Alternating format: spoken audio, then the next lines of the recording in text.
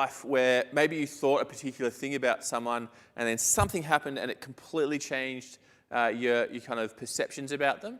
I had that with Collingwood supporters. I didn't follow footy for a while. I didn't really like AFL. I spent formative years in rugby states, so rugby was my thing, AFL wasn't, and pretty much my only experience of AFL was people kind of sniping other people at church, sledging others, like quite harsh stuff. And I got told very quickly, Collingwood supporters are the worst, they're awful, they're horrible, you don't want to have anything to do with them. And then I got to a particular church, and it actually wasn't the Collingwood, it wasn't here by the way, it wasn't the Collingwood supporters that were awful, it was the Carlton ones. It was the Carlton ones I didn't want to have anything to do with because they were the snipey ones. They were the horrible. In fact, the Collingwood supporters at the church were really quite friendly and lovely, and I'm really good friends with them. But it was enough to go, okay, so my worldview around Collingwood supporters is wrong. It's clearly Carlton supporters that are dodgy. And then I got to Knox and I met Simon, and that was confirmed, as you all know. No, he's all right. But there's stuff happens in our lives. There'll be things that happen.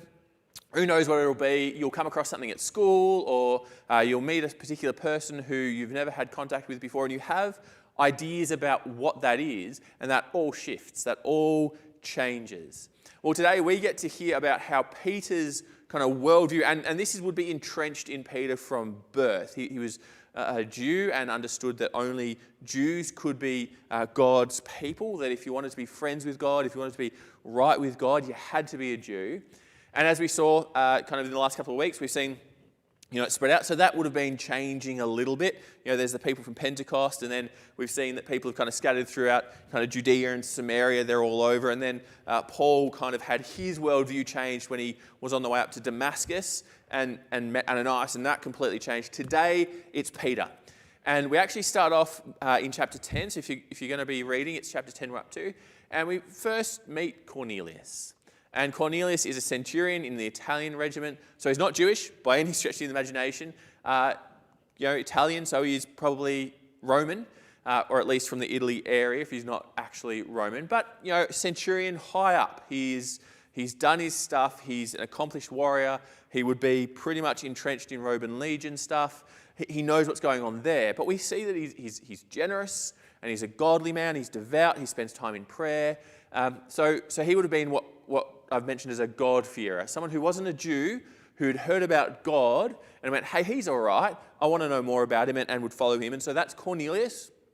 And he has this vision to say, hey, go and get this bloke named Simon, called Peter, who's hanging out at Simon the tanner's house by the sea here. So he sends people off. So he's told where to go find Peter specifically. It's amazing. Gets told, go there. And so he goes. He doesn't go because he's a centurion. He's important. He sends off kind of lower lights. He sends them off to go get Peter. Now, at the same time, I'm going to read this for us. At the same time, stuff is happening for Peter. So I'm going to read what's going on for Peter while these people are on the way. And, Cornelius is in Caesarea, so there's probably a bit of a distance, but because he's in Joppa, so it'd be a bit of a trip. So this is happening even before Peter gets the visions. Cornelius has his vision, he sends men. And then we have Peter's vision. About noon the following day, as they were on their journey and approaching the city, so this is a day later, so Cornelius gets the vision, about a day later, Peter does. Peter goes up on the roof to pray. He became hungry and wanted something to eat, and while the meal was being prepared, he fell into a trance. He saw heaven opened and something like a large sheet being let down to earth by its four corners. It contained all kinds of four-footed animals, as well as reptiles and birds.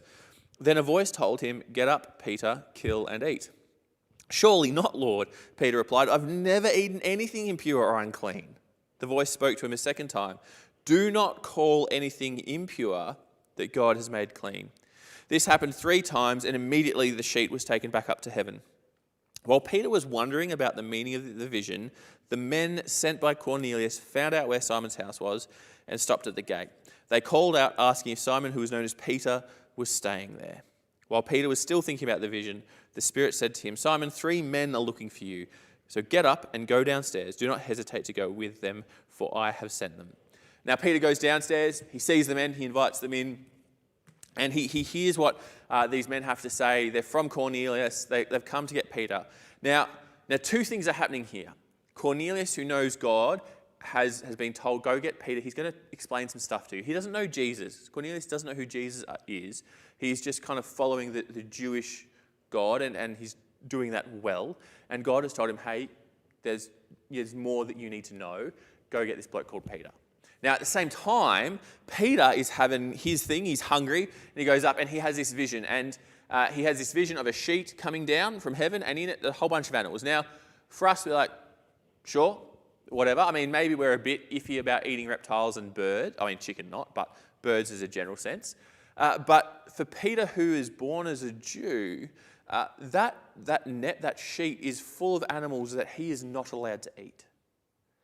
As a Jew, there were certain animals that you could eat and certain ones that you couldn't. It was all about being distinct and separate, so you didn't look like everyone else around you, so that everyone else around you would look at you and go, hey, you're really different, but also you're really good and you're really generous and you do all these really good things. Why? Oh, because of God. Okay, well, I'm interested. I'm intrigued. That's the point of that, right? And so Peter sees this and God says, kill and eat. And Peter goes, no chance, God. I've never eaten anything impure or unclean. There's no way I would do that. I know I'm not allowed to.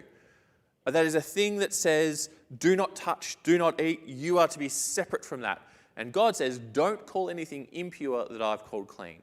Now, that would be a bit odd for Peter because obviously he's thinking food. And so that's kind of, where food laws and stuff, and we kind of get a lot of the Old Testament laws around food don't apply to us as Christians. They were for kind of Jews and not for us, and that kind of tells us. But there's more going on because that vision of about food, all of a sudden Peter has these three blokes come from Cornelius who say, hey, we're looking for Peter, and he invites them in. And he goes with them, and he's there he goes up to meet Cornelius, and he meets Cornelius, and it's a bit odd for him because he goes and he sees Cornelius, and he sees that he's a godly man, unlike Simon who follows Carlton. And no, Simon's all right, he's fine really. And he meets him, and Cornelius goes, hey, I got told to come get you. Can you tell me why?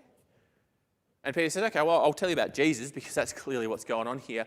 And he explains to Cornelius everything there is about Jesus. He talks about his death and his resurrection, that he died for the punishment of sins. He explains everything that Cornelius needs to know about Jesus. And while he's doing that, the Holy Spirit comes on Cornelius and his whole household.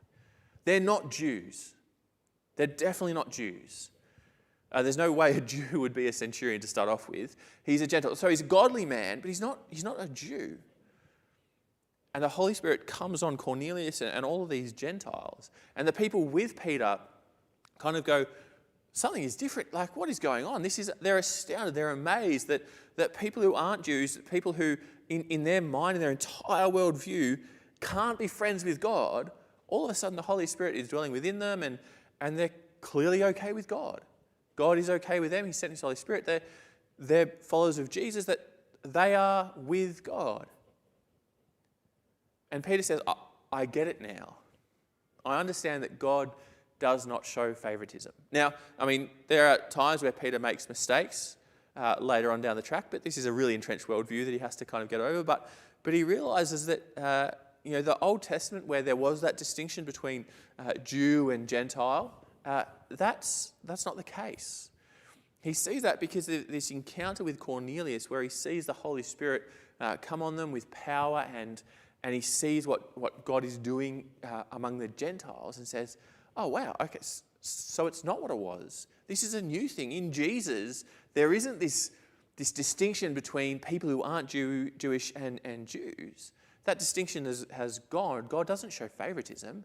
All can be welcome into his family, which is a huge turning point for Peter. That would be nuts. It'd be unbelievable. Like, his whole worldview has just completely been shattered about what was okay and what was not okay. It's a massive deal for him. Now, this has implications as we will see through Acts. I mean, Paul is started here, so Paul's a bit separate to this. So Paul started his stuff. He's up in Damascus, and he'll do his things. And particularly, Paul does a lot of stuff with Gentiles, people who aren't Jewish.